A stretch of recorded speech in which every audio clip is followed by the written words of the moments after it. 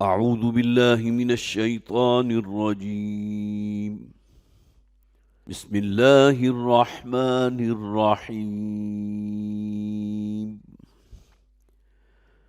والشمس وضحاها والقمر إذا تلاها والنهار إذا جلاها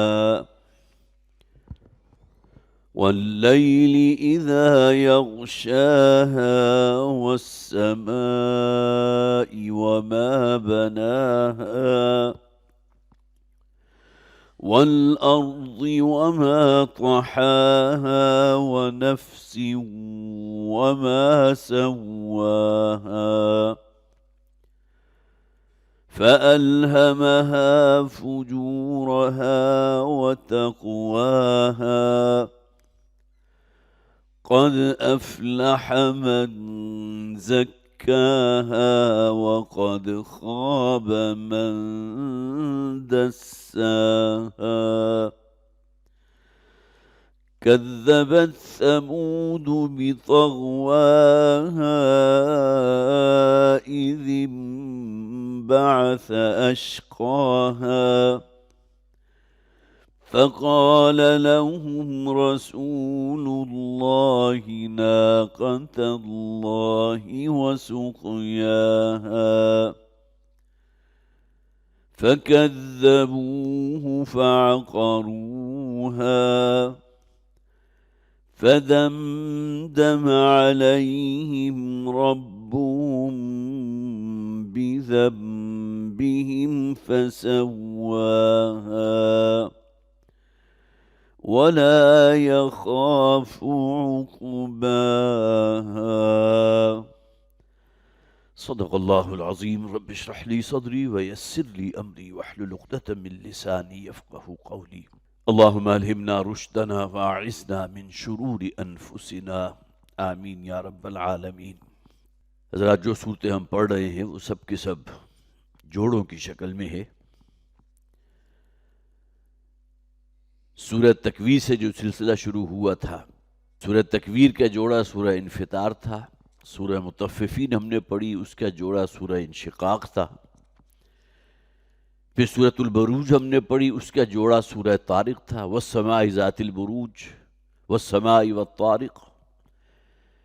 پھر سورۃ الاعلیٰ ہم نے پڑھی، اس کا جوڑا سورۃ الغاشیہ تھا، جو نبی اکرم صلی اللہ علیہ وسلم کا معمول تھا کہ جمعے کے دن آپ جب نماز پڑھاتے تھے تو 2 رکعتوں میں پہلی میں سورۃ الاعلیٰ اور دوسری میں سورۃ الغاشیہ کی تلاوت کرتے تھے. عیدین کے موقع پر بھی روایات موجود ہیں. اور اس کے بعد سورۃ الفجر اور سورۃ البلد، یہ جوڑا تھا جو ہم نے پچھلی مرتبہ مکمل کیا. اب یہ اس سے اگلا نیکسٹ جوڑا ہے کہ جو سورۃ الشمس اور سورۃ اللیل پر ہے. دونوں ہی کا آغاز قسموں سے ہوا، جیسا کہ پچھلی صورتیں ہم نے پڑھی. والسماء والطارق وما ادراک ما الطارق والسماء ذات البروج والیوم الموعود اذا الشمس کورت واذا النجوم انکدرت اذا السماء انفطرت واذا الجبال سیرت. یہ تمام جو ہیں گویا کہ جس میں بہت سی صورتیں وہ ہیں جو قسموں سے شروع ہو رہی ہیں. اس سورہ مبارکہ کا نام جو ہے سورت کی پہلی آیت سے ماخوذ ہے. اس کا نام سورۃ الشمس ہے اور پہلی آیت کا ہے والشمس وضحاها. قسم ہے سورج کی اور اس روشنی کی جو سورج کی وجہ سے پیدا ہوتی ہے. اس کا زمانہ نزول جو ہے وہی مکی زندگی کا تقریباً ابتدائی دور ہے. 3 یا 4 نبوی میں سورہ مبارکہ نازل ہوئی. اس لیے کہ بہرحال مسلمانوں پر جو تشدد اور تعذیب ہو رہا تھا، اور پھر خاص طور پر حالات اس قسم کے پیدا ہو چکے تھے کہ بظاہر معلوم ہوتا تھا کہ اب یہاں مکہ کے سرزمین میں جو ہے کچھ اور لوگ کہ جو آگے بڑھ کر اس دعوت کو قبول کر لے، شاید ان کی تعداد بہت ہی کم ہوگی. ابتدائی 5-6 سال جو ہے نبوی دور کے، اس میں تو واقعتاً ایمان والوں کی تعداد انتہائی کم تھی. لہٰذا سورہ مبارکہ میں آپ دیکھیں گے قوم سمود کا ذکر کیا گیا کہ جو اگرچہ ایک بہت ہی مہذب اور تمدن یافتہ قوم تھی، لیکن یہ کہ ایمان لانے والے بہت ہی چند لوگ تھے. اور اس کا نتیجہ کیا نکلا کہ اللہ تعالیٰ نے اس پوری سرزمین پر اللہ نے اپنا عذاب بھیجا اور تمام کے تمام ہلاک کر دیے گئے. اب ہم اس کا مطالعہ شروع کرتے ہیں. والشمس وضحاها، قسم ہے سورج کی اور اس کی روشنی کی. ضحیٰ اصل میں کہتے ہیں صبح کا وہ وقت جب کہ سورج طلوع ہونے کے تقریباً گھنٹے ڈیڑھ گھنٹے کے بعد جو روشنی ہوتی ہے، جسے چاشت کا وقت بھی کہتے ہیں. اسی دوران میں نماز اشراق، جو حضرات بھی کبھی عمرے کے لیے تشریف لے گئے ہوں تو واقعتاً بہترین موقع ہوتا ہے کہ نماز فجر آپ نے ادا کی ہے اور اس کے بعد کچھ دیر آپ نے وہاں جو ہے وہ وقوف کیا ہے، بیٹھے ہیں، کوئی اذکار ہیں، کوئی ادعیہ معصورہ ہیں.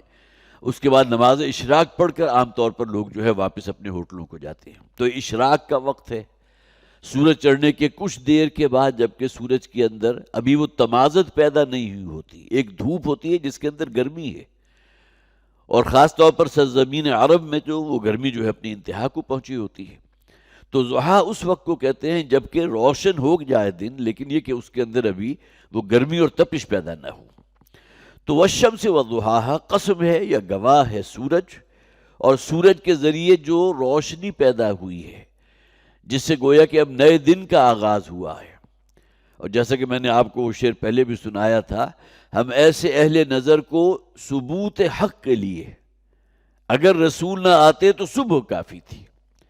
اس لیے کہ صبح کا جو سہانا وقت ہوتا ہے، پرندے بھی چہچہا رہے ہیں، آپ اپنی بستی سے نکلے ہیں تو ایک نئی زندگی آپ کو نظر آ رہی ہے. وہ علاقہ کہ جہاں رات بھر جو ہے ایک موت کی سی ایک خاموشی طاری رہی، اچانک وہاں بیداری جو ہے نظر آ رہی ہے. دہقان اپنے کھیتوں کی طرف جا رہے ہیں، جانور جو ہے وہ چرنے کے لیے نکل رہے ہیں، جو چہل پہل کا وقت ہوتا ہے. تو اگر رسول نہ آتے تو صبح کافی تھی. واقعتاً اس کے اندر اس قدر اٹریکشن ہوتی ہے کہ انسان جو ہے اس کائنات اور رب کائنات کے بہت قریب ہوتا ہے.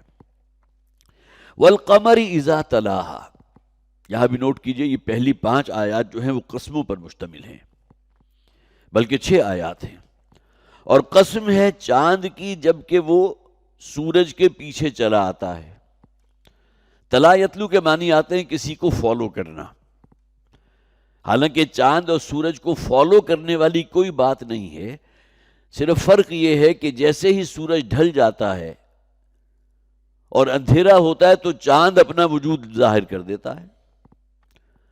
خواہ چاند جو ہے بہت ہی پتلی شکل میں ہو، خواہ نصف چاند ہو یا بالکل بدر کی شکل میں ہو، لیکن ظاہر نظر وہ اس وقت آئے گا جبکہ سورج کی روشنی ختم ہو چکی ہوگی، غائب ہو چکی ہوگی. لیکن عام طور پر قرآن حکیم یہ کہتا ہے کہ سورج کے بعد گویا کہ چاند نے اس کی پیروی کی ہے. اب یہاں اس بات کو بھی نوٹ کیجئے، تلا یتلو کے معنی پیروی کرنا، فالو کرنا. تو قرآن حکیم کی جو ہم تلاوت کرتے ہیں تو اس کا اصل مفہوم کیا ہے؟ ہمیں قرآن کو فالو کرنا ہے.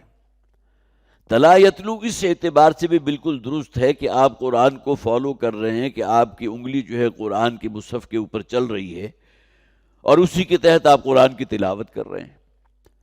لیکن تلاوت محض، صرف اس کو پڑھنا اپنی جگہ ایک بہت بڑی چیز ہے، بہت بڑا باعث ثواب ہے یہ کام. لیکن یہ کہ اس کو فالو کرنا، قرآن کا اتباع کرنا، وَاتَّبَعُوا النُّورَ الَّذِي أُنزِلَ مَعَهُ، جو کہا گیا سورہ غالباً سورہ اعراف کے اندر، کہ وہ لوگ جو اتباع کرتے ہیں اس نور کی، اس رہنمائی کی، اس روشنی کی جو اللہ تعالیٰ نے قرآن میں نازل فرمائی ہے.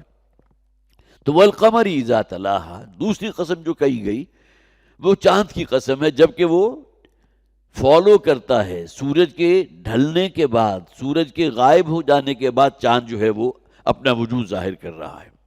اب یہ تمام چیزیں اللہ تعالیٰ کی بڑی نشانیوں میں سے، سورج سے بڑی نشانی کیا ہوگی؟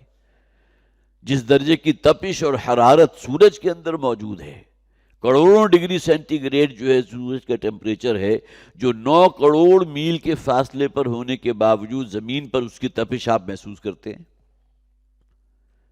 یہ بہرحال اللہ تعالیٰ کی بڑی بڑی نشانیوں میں سے ایک نشانی ہے. سورج والشمس، سورہ شمس موجود.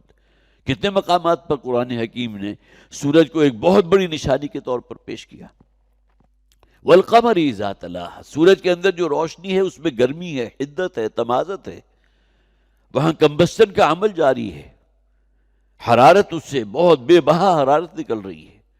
لیکن جہاں تک چاند کی روشنی کا تعلق ہے وہ ٹھنڈی ہے، وہ خنک ہے. یہ بھی اللہ تعالیٰ کا نظام ہے کہ چاند میں کوئی کمبسچن کا عمل نہیں ہو رہا، بلکہ وہ سورج ہی کی روشنی کو ریفلیکٹ کر رہا ہے تاکہ اس دنیا میں بسنے والوں کے لیے رات بھی روشن رہے۔ اور اللہ تعالیٰ نے یہ آسمانی کیلنڈر جو ہے لٹکا دیا ہے، جس سے آپ اپنے دنوں کا تعین کرتے ہیں، مہینوں کا تعین کرتے ہیں، اسی کی بنیاد کے اوپر جو حج کے دن طے کیے جاتے ہیں، اسی کی بنیاد پر روزے کا مہینہ طے کیا جاتا ہے۔ یہ آسمانی کیلنڈر ہے جو اللہ تعالیٰ نے لٹکا دیا۔ یہ بھی اللہ کی بڑی نشانیوں میں سے ایک نشانی۔ والقمر اذا تلاہا، اور قسم ہے چاند کی جبکہ وہ سورج کے پیچھے چلا آیا۔ والنہار اذا جلاہا، اب دن جو ہے بالکل روشن ہو گیا۔ سٹیج بائی سٹیج چلیے۔ ضحیٰ کہتے ہیں اس روشنی کو جس کے اندر حدت اور تمادت ابھی نہیں ہے، لیکن یہاں جو فرمایا والنہار اذا جلاہا، جلا یجلی، جس سے تجلیہ بنا، روشن ہو جانا، بالکل نمایاں ہو جانا۔ اب جب سورج جو ہے نصف النہار پر پہنچتا ہے تو آپ کو معلوم ہے کہ پورا ماحول بالکل روشن ہو جاتا ہے۔ اور قرآن نے دن اور رات کا جو الٹ پھیر ہے اسے بھی اپنی بڑی نشانیوں میں سے گردانا ہے۔ یولج اللیل فی النہار ویولج النہار فی اللیل، کبھی رات کو دن میں داخل کر دیتا ہے، کبھی دن کو رات میں داخل کر دیتا ہے۔ مراد کیا ہے؟ رات اتنی بڑھ گئی کہ دن سکڑ گیا، گویا کہ رات دن میں داخل ہو گئی، اور دن اتنا بڑھ گیا کہ رات سکڑ گئی، گویا کہ دن رات میں داخل ہو گیا۔ یولج اللیل فی النہار ویولج النہار فی اللیل والنہار اذا جلاہا واللیل اذا یغشاہا، جیسا کہ میں نے عرض کیا دن اور رات بھی اللہ کی بڑی نشانیوں میں سے ہیں۔ ان فی خلق السماوات والارض واختلاف اللیل والنہار والفلک التی تجری فی البحر بما ینفع الناس، سورہ بقرہ کا جو 20واں رکوع ہے اس کی پہلی آیت بڑی طویل ہے، اس میں تمام نشانیوں کا ذکر کیا گیا جو قرآن حکیم میں اکثر و بیشتر صورتوں میں بیان ہوئے، نمایاں نشانیاں۔ واللیل اذا یغشاہا، اسی طرح قسم ہے رات کی، رات گواہ ہے، رات شاہد ہے۔ اذا یغشاہا، جبکہ وہ ڈھانپ لیتی ہے اس کو، کس کو؟ سورج کو ڈھانپ لیا رات نے۔ حالانکہ رات کی اپنی جگہ کوئی حقیقت نہیں ہے، جب تک سورج موجود ہے دن روشن ہے، جب سورج غائب ہو گیا تو آٹومیٹیکلی رات ہو گئی، اندھیرا ہو گیا۔ لیکن یہ بھی اللہ تعالیٰ کا وہ جو نظام قدرت ہے جس کے ذریعے اللہ تعالیٰ اس کائنات کے نظام کو چلا رہا ہے، اس کی بڑی نشانی ہے۔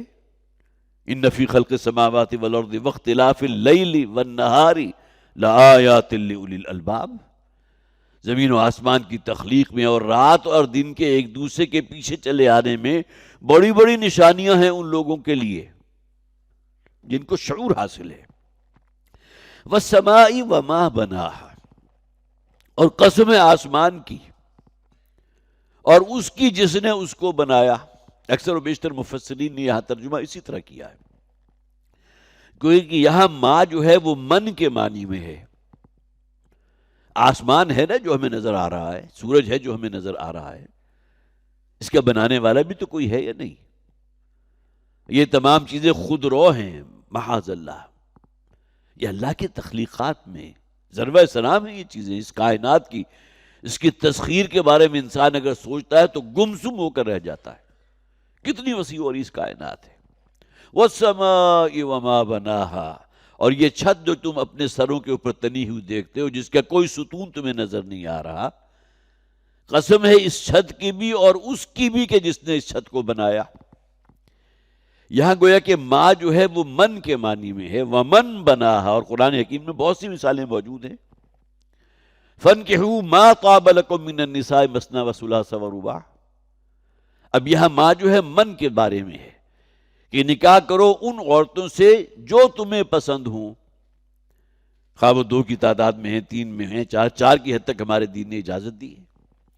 تو ماں اگر من کے معنی میں لیں، جو اکثر و بیشتر مفسرین نے اس کو من کے معنی میں لیا، تو وَالسَّمَاءِ وَمَا بَنَاهَا، قسم ہے آسمان کی اور اس کے بنانے والے کی، وَالْأَرْضِ وَمَا طَحَاهَا، اور قسم ہے زمین کی اور اس زمین کو بچھا دینے والے کی، وَالنَّفْسِ وَمَا سَوَّاهَا، اور قسم ہے نفس انسانی کی اور وہ ذات کے جس نے اس نفس انسانی کا تسویہ فرمایا۔ من کے معنی میں یہ مظلوم ہو گیا، لیکن اگر ماں کو ہم مصدریہ مانے تو اس کے معنی کیا ہوں گے؟ وَالسَّمَاءِ وَمَا بَنَاهَا، قسم ہے آسمان کی اور جیسا کہ اس نے آسمان کو بنایا، اس کی وسعتیں جس کے کسی ایک کونے تک ہم رسائی حاصل نہیں کر سکتے۔ ابھی تو یہ پہلا آسمان ہے، اس کے بعد دوسرا ہے، تیسرا ہے، 7 آسمانوں کا ذکر تو موجود ہے نا قرآن حکیم میں. 7 سماوات، 7 آسمان، طباقہ کے الفاظ، 7 طبقات جو اللہ نے پیدا کیے. والارض وما طحاها، اور قسم ہے زمین کی، وما طحاها، اور جیسا کہ اس کو بچھا دیا. طحا یطحو اس کے معنی آتے ہیں کسی شے کو پھیلا دینا، بچھا دینا. اور زمین جس طرح بچھی ہوئی ہوتی ہے، پہاڑی علاقے میں آپ جائیں تو سطح مرتفع ہے، چٹانیں ہیں، بڑے اونچے عمودی چٹانیں بھی موجود ہیں، پھسلنے والے پہاڑ بھی موجود ہیں.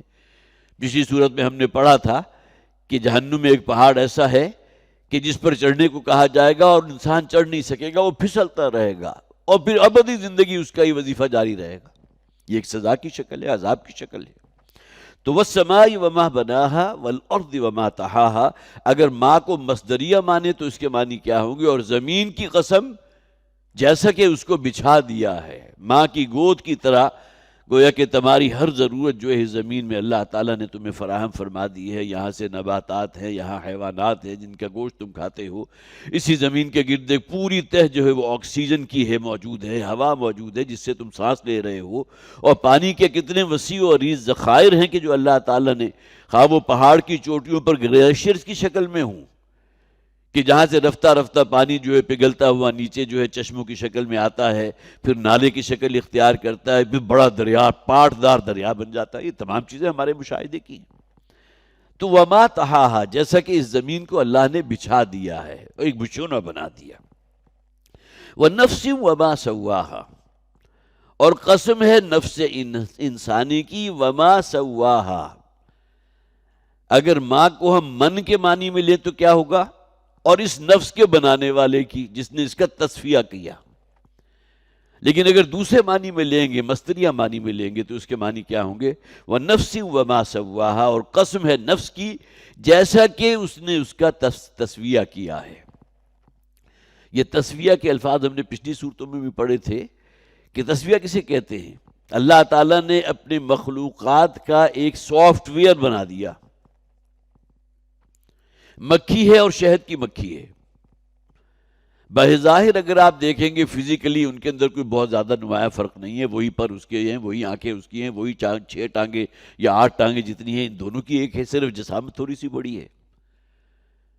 لیکن عام مکھی جو ہے وہ کہاں جا کر بیٹھے گی؟ گندگی پر بیٹھے گی.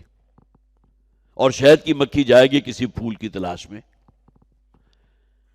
گویا کہ شہد کی مکھی کا سافٹ ویئر الگ ہے اور عام مکھی کا سافٹ ویئر الگ ہے. کس نے بنایا؟ اسی طرح کسی انڈے سے بچہ نکلتا ہے تو اب جو شے برآمد ہو رہی ہے بچے کی شکل میں، اگرچہ وہ طیر کا ہے، پرندے کا ہے، تو کچھ ہی دنوں کے بعد وہ اڑنا سیکھ جائے گا. اگر وہ انڈا کسی ریپٹائل کا ہے تو جو شے اس سے برآمد ہوگی وہ رینگنا جانتی ہے. پچھلی صورت میں ہم نے پڑھا تھا نا، وَهَدَيْنَاهُ النَّجْدَيْنِ. انسان ذرا اپنے اوپر تو غور کرے، جب کسی بچے کی ولادت ہوتی ہے تو کون سکھاتا اور پڑھاتا ہے اسے کہ اس کی خوراک اللہ نے کہاں رکھی؟ اس دنیا میں آمد سے پہلے اللہ تعالیٰ نے ماں کی چھاتیوں میں دودھ اتار دیا. کس لیے؟ اس بچے کے لیے. اور آپ اس نوزائیدہ بچے کو سمجھا ہی نہیں سکتے، لیکن اس کے اندر جبلی طور پر ایک جو بھوک پیدا ہوئی ہے، جو سافٹ ویئر اللہ تعالیٰ نے انسان کا بنایا ہے، اس میں گویا کہ وہ لپکتا ہے اپنے ماں کی چھاتیوں کی طرف، وہاں سے اپنی غذا حاصل کر رہا ہے. اب گویا کہ جتنی جملہ مخلوقات ہیں اس کو، جسے قرآن کہتا ہے نا کہ ہم نے بنایا اور اس کے بعد ان کی رہنمائی کر دی ایک رستے کی طرف. شیر اور بکری میں کتنا فرق ہے. بکری مر جائے گی لیکن گوشت آپ اس کے سامنے رکھیں وہ نہیں کھائے گی، لیکن شیر جو ہے اس کے سامنے گھاس رکھیں گے تو نہیں کھائے گا، وہ گویا کہ گوشت کا رسیا ہے. بظاہر شیر اور بلی جو ہے ان کو ایک دوسرے کی کہا جاتا ہے، لیکن یہ ہے کہ ان کے سافٹ ویئر میں کتنا فرق ہے. تو یہ تمام چیزیں جو ہیں اس اعتبار سے انسان کی رہنمائی کرتے ہیں. وَنَفْسٍ وَمَا سَوَّاهَا، اور نفس انسانی اور اس نفس انسانی کا تسویہ فرمانے والا. فسوا، سوا یسوی، کسی شے کو بالکل نوک پلک کو بالکل درست کر دینا. اس کو پدرا کر دینا، اس کو ہموار کر دینا، جس کے لیے میں نے ایک تعبیر اختیار کی کہ ہر شے جو اللہ تعالیٰ نے پیدا کی ہے اس کے لیے ایک رہنمائی بنا دی ہے، اس کا ایک سافٹ ویئر بنا دیا ہے کہ جو گویا کہ اس کے مطابق جو اللہ نے اس کے لیے ودیت کیا ہے، اس کی جبلتیں، اس کے مطابق اس کو لے کر آگے چل رہا ہے۔ تو یہ 6 آیات جو ہم نے پڑھی، بلکہ 7 آیات ہیں، والشمس وضحاها والقمر اذا تلاها والنہار اذا جلاها واللیل اذا یغشاها والسماء وما بناها والارض وما طحاها والنفس وما سواها، اور نفس انسانی کی قسم اور اس بنانے والے کی جس نے اس کا تسویہ فرمایا۔ اب دیکھیے یہ 7 آیات میں 7 تو قسمیں کھائی گئیں، اور اس کے بعد ایک حقیقت بیان کی گئی، مقسم علیہ ابھی آگے آئے گا۔ صرف نفس انسانی کا ذکر کر کے بات کو ختم نہیں کیا گیا۔ فَأَلْهَمَهَا فُجُورَهَا وَتَقْوَاهَا، الہامی طور پر اللہ تعالیٰ نے انسان میں نیکی اور بدی کی تمیز ودیت فرما دی۔ الہمہ، لام ہا اور میم کا مادہ عربی زبان میں آتا ہے لہم یلہم، کسی شے کو نگل جانا۔ کوئی شے آپ کے منہ میں تھی، آپ نے اس کو نگلا اور وہ آپ کے معدے میں پہنچ گئی، داخل ہو گئی اندر۔ اب کوئی طاقت ایسی نہیں ہے جس سے آپ اس جو نوالا اندر جا رہا ہے اس کو روک لیں۔ یہ پورا نظام اللہ کا بنایا ہوا ہے۔ اسی طرح الہم یلہم، مادہ وہی ہے لام ہا اور میم، لیکن الہم یلہم کے معنی کیا ہے؟ کسی شے کو کسی میں داخل کر دینا، کہیں پہنچا دینا۔ الہام یہیں سے نکلا۔ ہم کہتے ہیں نا الہامی طور پر یہ بات مجھ تک پہنچی ہے، گویا کہ کوئی ذات ہے اللہ کی جس نے یہ بات مجھے سجھا دی ہے۔ اگرچہ الہام کی اصطلاح عام طور پر جو ہے بہت اونچی اصطلاح ہے، جس طرح وحی کی اصطلاح ہے، القاء کی اصطلاح ہے۔ اللہ نے یہ بات مجھے القاء کر دی ہے، الہام کر دی ہے۔ تو الہام کے معنی گویا کہ کسی کو کسی میں داخل کر دینا، کسی جگہ پہنچا دینا۔ فَأَلْهَمَهَا فُجُورَهَا وَتَقْوَاهَا، تو نفس انسانی میں یہ 2 ڈائمنشنز جو ہیں، فسق و فجور اور اللہ کی فرما برداری، جس کے لیے آگے الفاظ بھی آ جائیں گے، تزکیہ نفس کرنا، یا یہ کہ وہ جو مادہ اللہ تعالیٰ نے اپنی طرف کھینچنے کا رکھا ہے اس کو دبا دینا مٹی کے اندر۔ تو فَأَلْهَمَهَا فُجُورَهَا وَتَقْوَاهَا، اور الہامی طور پر اللہ تعالیٰ نے ودیت کر دیا انسان کے اندر فجور، برائی، بدی، یہاں اس کا ترجمہ کیا گیا ڈھٹائی، اس لیے کہ ہم جانتے ہیں کہ اللہ نے اپنی معرفت انسان کے اندر ودیت کی ہے، لیکن اگر اس کی گناہ والی زندگی اور اس کی معصیتیں اور اس کی سرکشی اور نافرمانی اس کے اوپر گہرے پردے ڈال دے تو گویا کہ اس نے اس کو ڈھانپ لیا، پھر انسان میں ڈھٹائی پیدا ہو جاتی ہے۔ گویا کہ پھر وہ سوچنے کو تیار نہیں ہوتا کہ میں جو کام کر رہا ہوں میرا رب اس سے راضی ہوگا، ناراض ہوگا۔ یہی ڈھٹائی پیدا ہوئی تھی نا، ابا واستکبر وکان من الکافرین، جب تمام فرشتوں کو اللہ تعالیٰ نے حکم دیا کہ آدم کے سامنے سجدہ ریز ہو جاؤ، تو سوائے ابلیس کے فسجدوا الا ابلیس ابا واستکبر وکان من الکافرین، اس نے انکار کیا اللہ کے حکم کو ماننے کا، نافرمانی کی، سرکشی اختیار کی اور استکبار کیا، غرور اور گھمنڈ پیدا ہو گیا اور وہ کافروں میں سے ہو گیا، راندہ درگاہ ہو گیا۔ تو فَأَلْهَمَهَا فُجُورَهَا وَتَقْوَاهَا، ہر انسان اگر اپنے اندر ذرا باطن میں جھانک کر دیکھے تو نیکی کی قوتیں بھی ہیں، بدی کی قوتیں بھی موجود ہیں، دونوں چیزیں موجود ہیں۔ ایک شے وہ ہے جو آپ کو اللہ کی فرما برداری کی طرف کھینچنا چاہ رہی ہے، جسے ہم ضمیر کہتے ہیں، نفس لوامہ۔ یہاں تو صرف وہ نفسی وما سواہا کہا گیا، نفس انسانی کی قسم کھائی گئی، لیکن ہم نے پڑھا تھا سورہ قیامہ کے اندر اللہ تعالیٰ نے قسم کھائی ہے نفس ملامت گر کی۔ ہر انسان میں جو اللہ نے ضمیر نامی شے رکھ دی ہے وہ کیا ہے؟ وہ اسے ملامت کرتی ہے اس کی کسی غلط حرکت کی وجہ سے، کسی حرام کا ارتکاب کرنے کی وجہ سے، کسی کا حق جو ہے سلب کرنے کی وجہ سے، کسی پر ظلم کرنے کی وجہ سے، اور یہ بہت بڑی دلیل بنتی ہے وقوع آخرت کے اوپر۔ اگر نیکی اور بدی کی تمیز کو آپ جو ہے ایک طرف اٹھا کر رکھ دیں تو بابر بعیش کوش کے عالم دوبارہ نیست، پھر تو گویا کہ یہ زندگی ہے، یہ دنیا ہے، یہاں کی تمام چیزیں ہیں اسی کے اندر اپنے آپ کو کھپا دیجئے، اس لیے کہ انسان کا جو ایمان ہونا چاہیے کہ آخرت ہے، مرنے کے بعد کی زندگی ہے، وہ ندارت، وہ موجود نہیں ہے۔ تو فَأَلْهَمَهَا فُجُورَهَا وَتَقْوَاهَا، اور الہامی طور پر گویا کہ اس کے اندر ودیت کر دیا ہے فسق و فجور اور تقوی، ان دونوں کی شناخت۔ لِيَمِيزَ اللَّهُ الْخَبِيثَ مِنَ الطَّيِّبِ، تاکہ اللہ تعالیٰ خبیث کو طیب سے الگ کر دے، جسے ہم کہتے ہیں نا خبث باطن میں تو انسان میں ہوتا ہے۔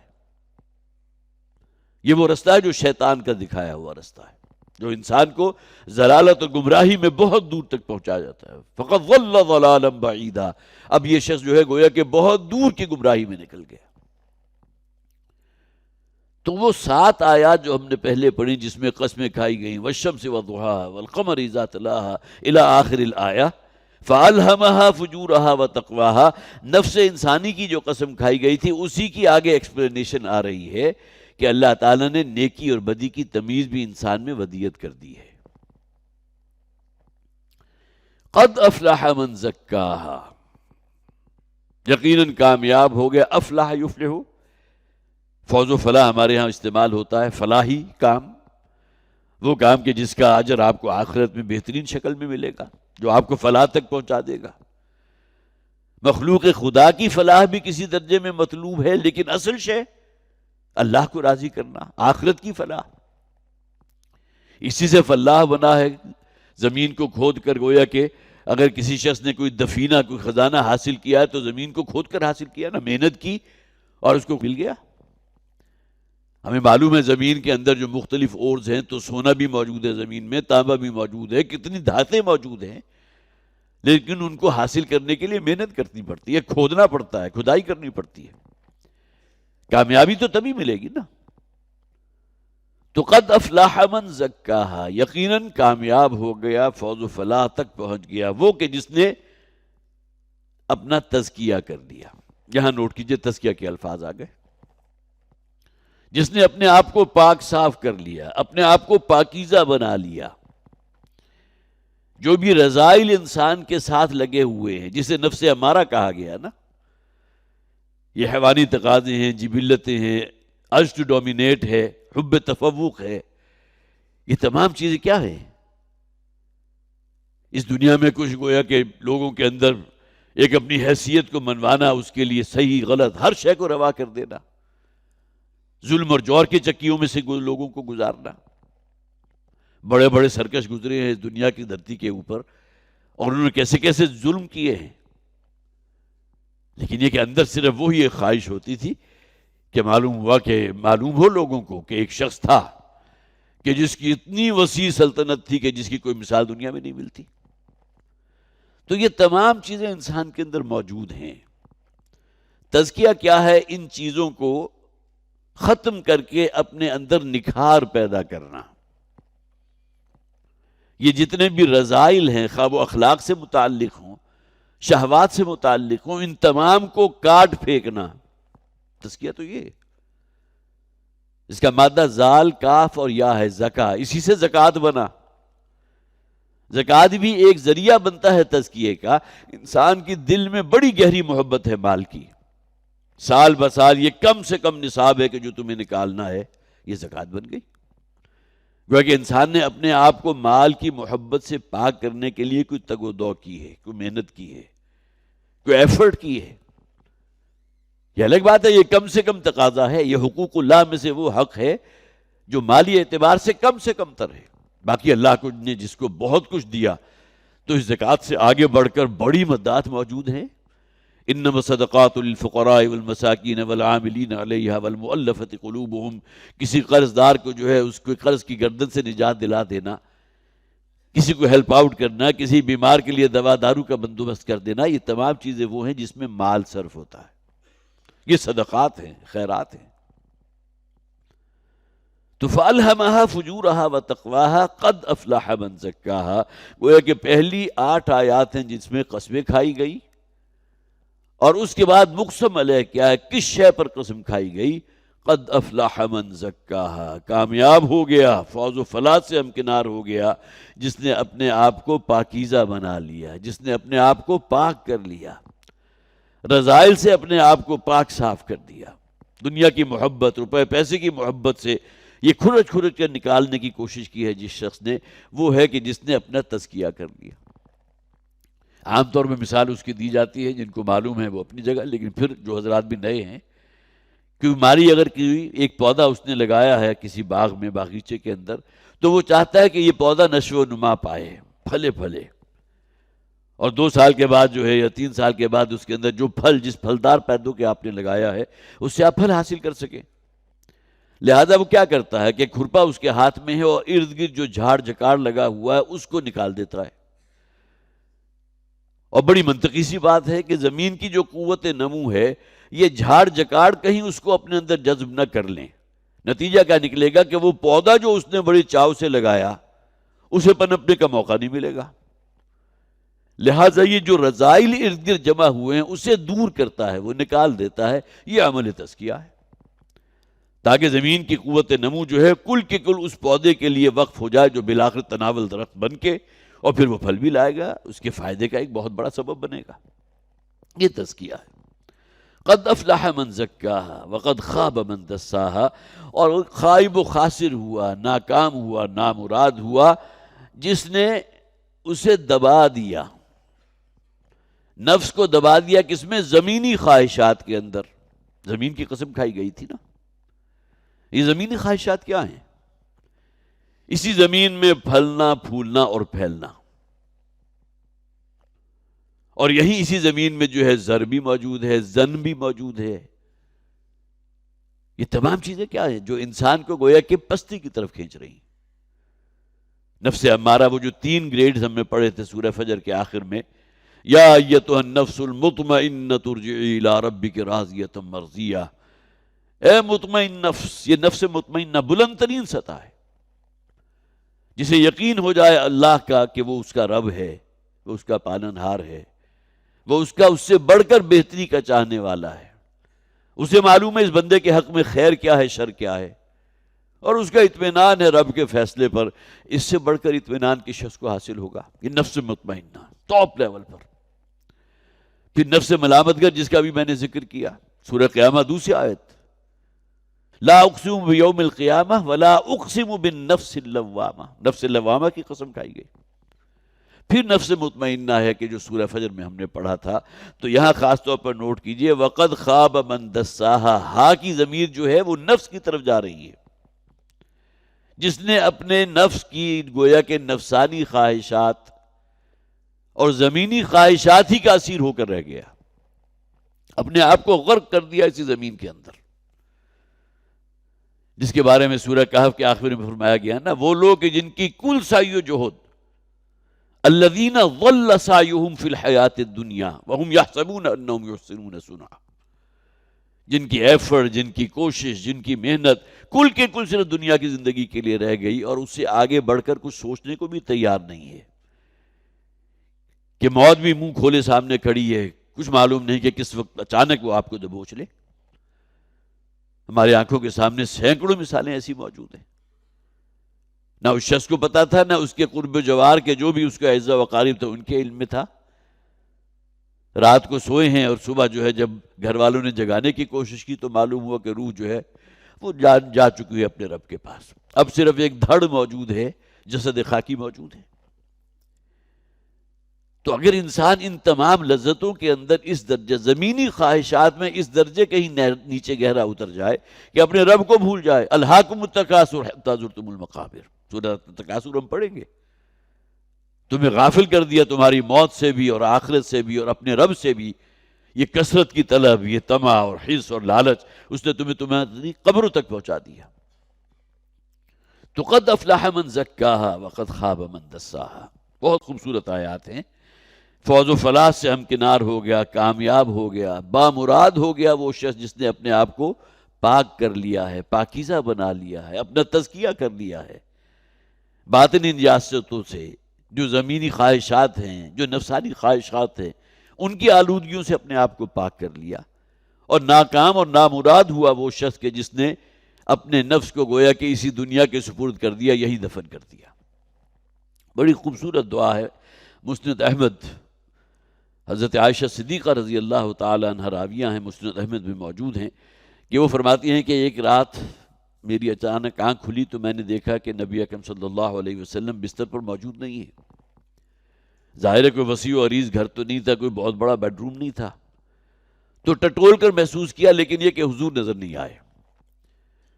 تو اٹھ کر بیٹھ گئی ہیں اور دیکھنے لگیں تو حضور جو ہے بالکل ساتھ ہی چارپائی جو بھی ہوگی، جو جسے ہم آج بیڈ کہتے ہیں، لیکن کس نوع کا بیڈ ہوگا اس کا تصور ہم تو نہیں کر سکتے۔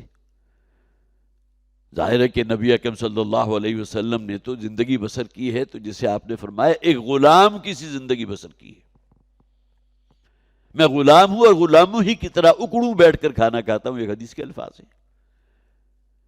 تو حضرت عائشہ صدیقہ رضی اللہ تعالیٰ عنہ فرماتی ہیں میں نے دیکھا تو حضور سجدے میں تھے اور آپ کی زبان پر یہ الفاظ موجود تھے، اللہم آتی نفسی تقواہا وزکھا انت خیر من زکاہا، اے پروردگار میرے نفس میں تقوی پیدا فرما دے۔ دعا کرنے والے کون ہیں؟ محمد رسول اللہ صلی اللہ علیہ وسلم، جو تقوی کی معراج پر ہیں۔ ان سے اوپر تو ہم کسی شخص کا تصور نہیں کر سکتے نا جس میں تقوی حضور سے زیادہ ہوگا، معاذ اللہ۔ لیکن اللہ کے حضور دعا کیا کر رہے ہیں؟ آتی نفسی تقواہا، اے پروردگار میرا یہ جو نفس ہے اس کے اندر تقوی پیدا فرما دے، تقوی جیسی نعمت، تقوی جیسی دولت، اور طلب کر رہے ہیں محمد رسول اللہ صلی اللہ علیہ وسلم، وَزَكِّهَا أَنْتَ خَيْرُ مَنْ زَكَّاهَا۔ اور پھر تزکیہ کا لفظ بھی آ گیا نا جو ہم نے ابھی پڑھا ہے، فَأَلْهَمَهَا فُجُورَهَا وَتَقْوَاهَا قَدْ أَفْلَحَ مَنْ زَكَّاهَا۔ یہ دونوں اصطلاحات جو ابھی ہم نے پڑھی ہیں وہ دونوں کی دونوں نبی اکرم صلی اللہ علیہ وسلم کی ان مناجات کے اندر، دعا کے اندر موجود ہیں۔ اللہم آتی نفسی تقواہا وزکھا انت خیر من زکاہا۔ اللہ تعالی ہمیں بھی ان لوگوں میں پیدا فرمائے ہے کہ جنہوں نے اپنی نفسانی خواہشات کو پوری طرح اپنے قابو میں رکھا۔ وَأَمَّا مَنْ خَافَ مَقَامَ رَبِّهِ وَنَهَى النَّفْسَ عَنِ الْهَوَىٰ فَإِنَّ الْجَنَّةَ هِيَ الْمَأْوَىٰ تو قَدْ أَفْلَحَ مَنْ زَكَّاهَا، کامیاب اور کامیاب ہوا وہ شخص کہ جس نے اپنا تزکیہ کر لیا۔ وَقَدْ خَابَ مَنْ دَسَّاهَا، اور نامراد ہوا، خائب و خاسر ہوا وہ کہ جس نے اس کو خاک میں ملا دیا۔ كَذَّبَتْ ثَمُودُ بِطَغْوَاهَا، مکی صورتوں میں بڑی تفصیل کے ساتھ ذکر ہے قوم سمود کا، قوم عاد کا، قوم شعیب کا، آل فرعون کا، تفصیل کے ساتھ۔ یہاں چند آیات کے اندر گویا کہ سم اپ کر لیا گیا، صرف ایک مثال دے کر۔ جھٹلایا تھا سمود نے، آل سمود نے، سمود کسی ایک شخص کا نام نہیں، یہ قوم سمود ہے۔ وَإِلَىٰ ثَمُودَ أَخَاهُمْ صَالِحًا، جس نبی کو اس قوم کی طرف بھیجا گیا ان کا نام تھا حضرت صالح علیہ السلام، جنہیں اونٹنی والے بھی کہا جاتا ہے۔ ناقۃ اللہ کے الفاظ ابھی ہم پڑھ لیں گے۔ کذبت ثمود بطغواہا، تکذیب کی تھی، جھٹلایا تھا سمود نے اپنی سرکشی اور نافرمانی کی بنیاد پر۔ رسول وقت موجود ہیں ان کے درمیان اور بار بار انہیں متنبہ کر رہے ہیں، اگر ایمان نہیں لاؤ گے، اللہ کو ایک نہیں مانو گے اور اسی کے آگے گڑ گڑاؤ گے نہیں، استغفار نہیں کرو گے، تو اللہ کی طرف سے ایک عذاب ہے کہ جو تمہیں آ پکڑے گا، دبوچ لے گا تمہیں، بار بار کہہ رہے ہیں۔ لیکن قوم جو ہے بالکل جسے آپ کا یہ چٹا انکار کیا، اکثر و بیشتر، معدود چند لوگ ہوں گے جو حضرت صالح علیہ السلام پر ایمان لائے، اکثریت انہی لوگوں کی تھی جو نافرمانوں اور سرکشوں کے اوپر مبنی تھی۔ بتغواہا، با جو ہے یہاں بائے سببیہ ہے، اپنی سرکشی اور اپنی نافرمانی اور بغاوت کی وجہ سے انہوں نے جھٹلا دیا قوم سمود نے حضرت صالح علیہ السلام کو۔ اذ انبعث اشقاہا، اور معاملہ پھر آخر میں وہاں تک پہنچ گیا، گویا کہ پوری حضرت سمود، حضرت صالح علیہ السلام کا جو بھی ان کی دعوت تھی، تبلیغ تھی، اس کا ذکر کرنے کے بعد 3 دن کا جو ہے انہیں مہلت دے دی گئی۔ قرآن حکیم میں اس کا ذکر موجود ہے، 3 ایام، 3 دن کے اندر اندر جو ہے اگر تم اللہ کی دعوت کو، توحید کو قبول نہیں کرتے تو پھر اللہ کی طرف سے عذاب جو ہے وہ تلا کھڑا ہے۔ یہی وہ قوم تھی جس نے مطالبہ کیا تھا حضرت صالح سے کہ اگر تم اس پہاڑ یا اس چٹان میں سے کسی زندہ اونٹنی کو برآمد کر کے ہمیں دکھا دو تو ہم تم پر ایمان لے آئیں گے۔ اللہ تعالیٰ نے یہ معجزہ بھی عطا فرما دیا، ایک چٹان جو ہے وہ شق ہوئی اور اس میں سے ایک گابن اونٹنی برآمد ہو گئی، اور لوگوں کو جسے آپ کہیے نا کہ مزید اشور کرنے کے لیے وہ گابن اونٹنی تھی اور اس نے ایک بچہ بھی جنم دیا، اب کوئی کسر باقی رہ گئی؟ ظاہر ہے کہ جو لوگ بھی جنہوں نے مطالبہ کیا ہوگا دم بخود تو رہ گئے، لیکن یہ کہ آہستہ آہستہ جو ہے ان کے اندر وہ چیز پیدا ہو گئی کہ جس اونٹنی کے بارے میں اللہ نے کہا تھا اس کو بالکل آزاد چھوڑ دو، یہ جہاں جائے گی، اور پھر خاص طور پر جو سورس آف واٹر وہاں تھا اس کے لیے اللہ تعالیٰ نے متعین کر دیا، دورانیہ جو ہے مقرر کر دیا کہ یہ دن جو ہے یہ اونٹنی کے لیے وقف ہوگا جس کا ذکر آگے آ جائے گا، اور یہ دن جو ہے وہ بقیہ لوگوں کو وہاں سے پانی حاصل کرے۔ لیکن انہوں نے وہی بغاوت و سرکشی جو ان کے اندر موجود تھی، اس کی انتہا کیا تھی؟ اس اونٹنی ہی کو ہلاک کر دیا۔ اس کا ذکر ہو رہا ہے، اذ انبعث اشقاہا، انبعث کے معنی آتا ہے کھڑا ہو جانا، تو جب کہ کھڑا ہوا ایک شخص جو ان میں سے اس قوم کا سب سے زیادہ شقی اور بدبخت شخص تھا، اس کا تذکرہ موجود ہے نام کے ساتھ تفاسیر کے اندر۔ اب میں کہہ نہیں سکتا کسی حدیث میں وہ نام موجود تھا یا اسرائیلی روایات سے لیا ہے، اور اس کا نام جو ہے قدار ابن سالف ہے، اور وہ بڑے جسے آپ کہیے حیثیت والے لوگوں میں سے بھی تھا، اور جس کے پاس مال زیادہ ہوتا ہے تو تکبر اور سرکشی بھی اس کے اندر بدرجہ تب موجود تھی، جسے ہم کہتے ہیں کہ اپنے علاقے کا بدمعاش بھی تھا اور سردار بھی تھا۔ اور اس کے بارے میں ایک اور بات یہ بھی معلوم ہوئی ہے کہ اس کا نسب بھی متعین نہیں تھا، جسے ہم کہتے ہیں ولد زنا تھا غالباً، اور خود بھی اس کا کریکٹر بہت ہی غلط قسم کا تھا۔ تو وہ ایک دن کھڑا ہو گیا اور اس نے بالآخر جسے آپ کہیے نا کہ اس کا ٹنٹا ہی ختم کرو، اس اونٹنی کو ہلاک کر دیا۔ اس کا ذکر اگلی آیت میں آ رہا ہے، اذ انبعث اشقاہا، وہ شخص جس کا نام جو ہے قدار ابن سالف، جس کا جو تفاسیر کے اندر بھی موجود ہے اس کا یہ نام، کہ وہ کھڑا ہوا جو ان کا شقی ترین اور بدبخت ترین انسان تھا، فقال لهم رسول اللہ ناقۃ اللہ وسقیاہا، تو اپنی قوم کے لوگوں سے، اس لیے کہ قوم بھی تو پھر اس کی ہم نوا بن گئی نا، قوم کے اندر کون سے صالح لوگ موجود تھے جو اسے روکتے؟ خواہ وہ تماشائی ہوں، صرف وہ تماشا دیکھنے کے لیے کھڑے ہوں، کسی اور کو شاید اتنی ہمت نہ ہوئی ہو کہ آگے بڑھ کر وہ یہ اقدام کر لے کہ اونٹنی کو ہلاک کر دے، لیکن اس کے ہم نوا بن گئے۔ فقال لهم رسول اللہ ناقۃ اللہ وسقیاہا، تو کہا ان سے اللہ کے رسول نے ناقۃ اللہ، یہ اللہ کی اونٹنی ہے جو تمہارے مطالبے پر اللہ تعالیٰ نے معجزانہ طور پر جو ہے تمہیں عطا کی ہے، وسقیاہا، اور ساتھ ہی توجہ دلائی اس اونٹنی کے چند حقوق بھی اللہ نے متعین کر دیے تھے کہ جہاں سے چاہے وہ کھائے، اور اس کا ذکر جو ہے بقیہ مقامات پہ موجود ہے۔ اور پھر یہ کہ باری کے دن بھی مقرر اللہ نے کر دیے تھے کہ ایک دن جو ہے یہ اس اونٹنی کے پانی پینے کا ہے اس چشمے سے، اور دوسرا دن جو ہے پھر پوری قوم کے لوگ وہاں سے پانی پیئیں گے۔ ان دونوں اعتبارات سے انہوں نے بدعہدی کی، یہ جو بات انہیں کہی گئی تھی اس کی خلاف ورزی کی۔ فَكَذَّبُوهُ فَعَقَرُوهَا، رسول روکتے رہ گئے لیکن انہوں نے جھٹلایا اس کی روکنے کو، ان کی دعوت کو رد کر دیا۔ فَعَقَرُوهَا، اور اس کی کونچے کاٹ ڈالی۔ عین قاف را یہ مادہ آتا ہے کسی شے کو کاٹ دینا۔ اب اونٹ جیسی جسیم شے، اور وہ اونٹنی جو اللہ تعالیٰ نے معجزتاً عطا کی تھی، اس کی جسامت کا آپ اندازہ لگائیے تو شاید اس کو کوئی کسی حدود عربے میں آئے نہ، تو اس کو ہلاک کرنا کوئی آسان کام تو نہیں تھا۔ تو اس کا سہل ترین طریقہ کیا ہے کہ اونٹ کی کونچے کاٹ ڈالیں۔ آج بھی آپ کو معلوم ہے کہ خواہ وہ کوئی بیل ہو یا کوئی بکری یا کوئی بھیڑ ہو، اس کو آپ ذبح کرتے ہیں لٹا کر، اونٹ کو لٹایا نہیں جا سکتا۔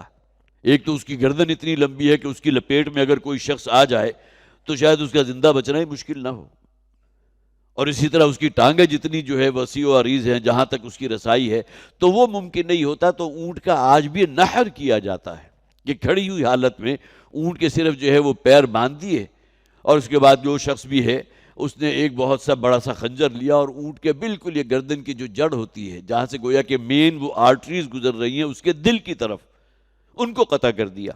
وہ سورا گھونپ کر جو ہے گویا کہ وہاں سے پھر خون جو ہے وہ پرنالے کی شکل میں برآمد ہوتا ہے، اور خون بہہ جانے کی وجہ سے اونٹنی نڈھال ہو جاتی ہے اور بالآخر زمین پر گر جاتی ہے۔ یہ ہے اس کا نحر کرنا۔ جس طرح ہم عام طور پر ذبح کیا کرتے ہیں، معاملہ اونٹ کے ساتھ نہیں ہوتا۔ اسی طرح اس اونٹنی کے ساتھ انہیں کیا کیا، اس کو بھی ذکر کیا گیا ہے، اس کے پاؤں کاٹ ڈالے۔ کونچ جو ہے وہ اصل میں اونٹ کا جو پاؤں ہوتا ہے بہت بڑا گدھیلے کی شکل میں، اس کے پیچھے جو بڑا پٹھا ہوتا ہے جس نے پورے جسم کو سپورٹ کیا ہوا ہے. ہماری بھی ایڑی کے پیچھے جو بڑا پٹھا ہے یہ گویا کہ اسی طرح اونٹ کے اندر بھی ہوتا ہے، لیکن بہت پاورفل، اتنا وزنی اونٹ اور اس کو سٹیبل رکھنا 4 ٹانگوں کے اوپر، وہ اس پٹھے کا کام ہے. تو وہ تو بڑے اپروچ میں ہے نا، اس کو تو اگر آپ نے تیز دھار تلوار سے یا خنجر سے آپ نے کاٹ دیا تو گویا کہ وہ پورے کے پورا اونٹ جو ہے وہ کولیپس ہو جائے گا، اب نہ وہ اٹھ سکتا ہے. ٹھیک ہے وہ ٹانگیں مارے گا، جو کچھ بھی کرے گا، اسی حالت میں جو ہے اس کا پھر وہ خاتمہ ہو جاتا ہے. تو یہ معاملہ انہوں نے پھر اس اونٹنی کے ساتھ کیا جسے اللہ کے رسول نے کہا تھا ناقۃ اللہ ہے، یہ اللہ کی اونٹنی ہے، یہ معجزہ جو اللہ تعالیٰ نے تمہیں فراہم کیا تھا. فَكَذَّبُوهُ فَعَقَرُوهَا فَدَمْدَمَ عَلَيْهِمْ رَبُّهُمْ بِذَنبِهِمْ فَسَوَّاهَا. دمدمہ کے معنی آتے ہیں کسی شے کو تباہ و برباد کر دینا، ہلا مارنا. یہ اللہ تعالیٰ کے عذاب کی جو مختلف شکلیں مختلف قوموں کے اوپر وارد ہوئی ہیں، جس کو ہم نے سورۃ الفجر میں ہم نے پڑھا تھا نا کہ ہم نے ان کے فصب علیہم ربک صوت عذاب، ان کی پیٹھ پر ہم نے پھر عذاب کا کوڑا برسایا. خواہ وہ آسمانی چیخ کی شکل میں تھا، چنگھاڑ کی شکل میں تھا، کوئی زلزلے کی شکل میں تھا، رجفے کی شکل میں تھا، خسف کی شکل میں تھا، آسمان سے پتھروں کی بارش ہوئی تھی، یا آسمان کے دروازے کھول دیے گئے اور پانی اتنا بہا ہے کہ پورا کا پورا علاقہ جو ہے زیر آب آ گیا. حضرت نوح علیہ السلام کی قوم کو اس طرح ہلاک کر دیا گیا. مختلف شکلیں ہیں اللہ تعالیٰ کی قوموں کو ہلاک کرنے کی. تو فَدَمْدَمَ عَلَيْهِمْ رَبُّهُمْ، وہ تمام چیزیں جمع کر لیں.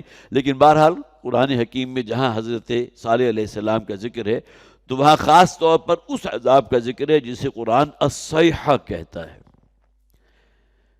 کہ ارسلنا علیہم صیحۃ واحدۃ، سورہ قمر کی آیت نمبر 31 ہے. قوم سمود کا ذکر ہو رہا ہے، پھر اللہ تعالیٰ فرماتے ہیں ہم نے ان کے اوپر ایک ایسی چنگھاڑ اور چیخ بھیجی جس کی وجہ سے تمام لوگ جو ہے وہ ہلاک ہو گئے. یہ بھی اللہ کے عذاب کی شکل تھی. تو یہاں چونکہ قوم سمود کا ذکر ہو رہا ہے تو گویا کہ وہی چنگھاڑ یا چیخ مراد ہے جس کا ذکر بقیہ صورتوں کے اندر موجود ہے. تعبیر کیا کیا گیا؟ اللہ نے ان کو الٹ مارا، ان کو ہلاک کر دیا، ان کو تباہ و برباد کر کے رکھ دیا اپنے اس عذاب کے ذریعے جسے صیحہ کہا جاتا ہے. بذنبہم، ان کے گناہوں کی وجہ سے، سرکشی کی وجہ سے، نافرمانی کی وجہ سے. فسواہا، اور پھر ان کو برابر کر دیا. قوم عاد کا ذکر، بڑی قداور قوم تھی، بڑے مضبوط جثے والے لوگ تھے، قد و قامت ان کی دیکھنے والی، قوت توانائی. لیکن ہر شے جو ہے بالکل صفر ہو جاتی ہے جب اللہ کا کوئی عذاب آتا ہے. یہی تھے بڑے بڑے قد و قامت والے لوگ جو کھجور کے کٹے ہوئے تنوں کی طرح زمین کے اوپر ان کے لاشیں پڑے ہوئے تھے. وَلَا يَخَافُ عُقْبَاهَا، اور آخری آیت کیا ہے؟ اور اللہ تعالیٰ کو کوئی خوف نہیں تھا کہ کوئی اس سے باز پرس کرے گا. کوئی قوم بھی اگر کسی دوسری قوم پر حملہ کرتی ہے طاقت میں خواہ کتنی ہی بڑھ کے کیوں نہ ہو، لیکن اندیشہ ہوتا ہے کہ ہمارے اندر سے کوئی سازش ہو جائے، کوئی غدار ہمارے اندر شامل ہو اور دوسری قوم کو ہمارے اوپر غلبہ حاصل ہو جائے، یا کوئی تیسری قوم جو ہے درمیان میں آکود پڑے کہ تمہیں کیا حق پہنچتا تھا اس پر حملہ کرنے کا. تو اللہ کی ذات وہ نہیں ہے کہ کوئی اس سے پوچھ سکے، کوئی باز پرس اس سے کر سکے کہ فلاں قوم کو تو نے کیوں ہلاک کیا، فلاں قوم کے ساتھ یہ عذاب کیوں آیا. وَلَا يَخَافُ عُقْبَاهَا، اسے کسی عقبہ کی، کسی تعاقب کی فکر نہیں ہے اللہ کو، کوئی اس سے سوال کرے گا اٹھ کر، کوئی اس سے باز پرس کرے گا، کوئی اس سے ایکسپلینیشن جو ہے وہ طلب کرے گا کہ یہ کیا معاملہ ہوا تھا، کیوں اس کو پوری قوم کو ہلاک کر دیا. وَلَا يَخَافُ عُقْبَاهَا، اللہ تعالیٰ اس اعتبار سے اس کے اوپر کوئی قوت نہیں ہے کہ جو اس سے مواخذہ کر سکے یا اس کا محاسبہ کر سکے یا اس سے کوئی بات پوٹ کر سکے. یہ کل 15 آیات تھی سورہ مبارکہ کی جو ہم نے الحمدللہ مکمل کر لی. اللہ تعالیٰ ہمیں قرآن حکیم کی محبت عطا فرمائے، اسے پڑھنے کی طرف ہماری طبیعتوں کو راغب فرمائے، اس پر غور و فکر کرنے کی توفیق عطا فرمائے، اور اس پر عمل پیرا ہونے کے لیے اللہ تعالیٰ ہمارے دلوں کو کھول دے. بارک اللہ لی ولکم فی القرآن العظیم ونفعنی وإیاکم بالآیات والذکر الحکیم.